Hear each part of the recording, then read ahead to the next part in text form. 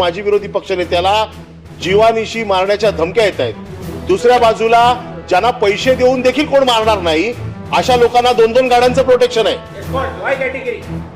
म्हणजे नाही, अशा लोकांना ज्यांना पैसे दिले आणि मारा सांगितलं तरी कोण मारणार नाही अशा लोकांना 2-2 गाड्यांचं प्रोटेक्शन आहे.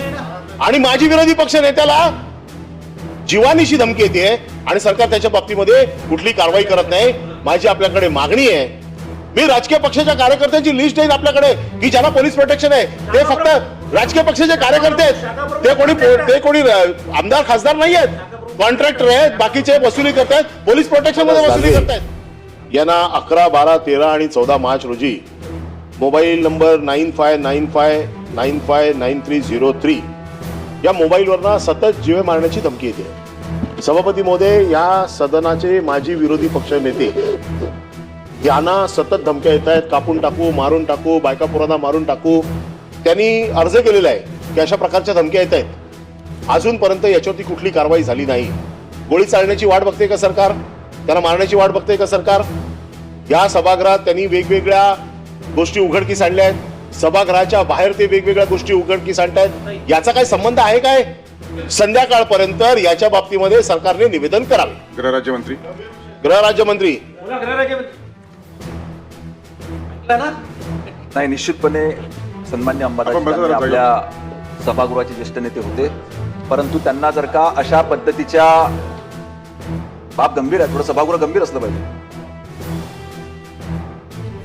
अशा पद्धतीच्या धमक्या जर का त्यांना येत असेल तर निश्चितपणे याची सखोल चौकशी करण्यात येईल आणि चौकशी अंती जो अहवाल प्राप्त होईल, कारण SITच्या मार्फत हा निर्णय त्या ठिकाणी घेण्यात येतो, त्या अहवालाच्या अनुषंगाने कार्यवाही करण्यात येईल.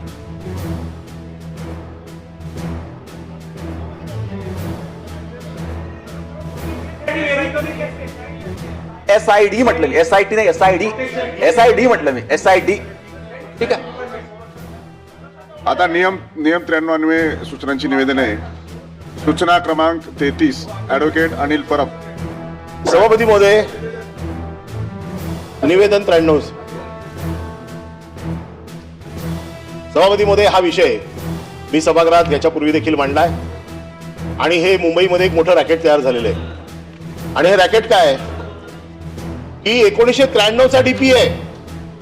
1993चा DP आहे, ज्याच्यामध्ये रस्ता रुंदीकरण आहे. 93चे DP आता 26ला ओपन करायला घेतलाय. आणि हे केव्हा सुरू झालंय? 2022 पासून, ज्या वेळेला प्रशासन राज सुरू झालं त्यावेळेपासून हे सुरू झालेलं आहे. हा स्कॅम आहे. याच्यामध्ये इन्व्हॉल्व कोण आहे? Ward officer. याच्यामध्ये इन्व्हॉल्व कोण आहे? Junior engineer. याच्यामध्ये इन्व्हॉल्व कोण आहे? इंजिनियर. आणि हे काय करतायत? जे PAP आहेत, जे PAPचे लोक आहेत, या लोकांना घाबरवत आहेत आणि त्यांना सांगतात की तुम्हाला अपात्र करून टाकू, तुम्हाला याच्या झोपड्या मिळणार नाहीयेत.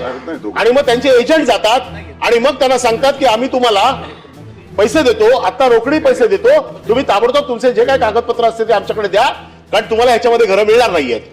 म्हणजे ज्या दिवशी लॉटरी टाकायची होती त्या दिवशी यांच्या एजंट लोकांनी, दलालांनी बाहेर जाऊन धमक्या दिल्या आणि त्यांना लॉटरीमध्ये येऊ दिलं नाही.